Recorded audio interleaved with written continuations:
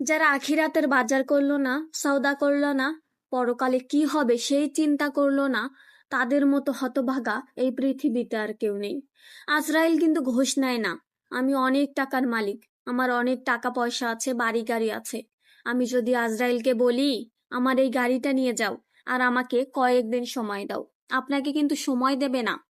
আজরাইল কিন্তু মানবে না। মৃত্যুর কথা যে ব্যক্তি দিনে 5 বার স্মরণ করে সে কখনো ভুল করতে পারে না। একবার চিন্তা করে দেখেন, আপনি মরে গেলে আপনার সঙ্গে কি যাবে? কিছুই না। অথচ আপনি মরার পরে আপনার সম্পদ ভাগাভাগি হওয়ার জন্য লড়াই লেগে যাবে।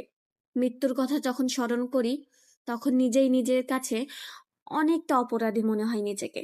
কারণ আজরাইল কাছে কি জবাব দেব সেই দিন? কি বলার আছে আমার?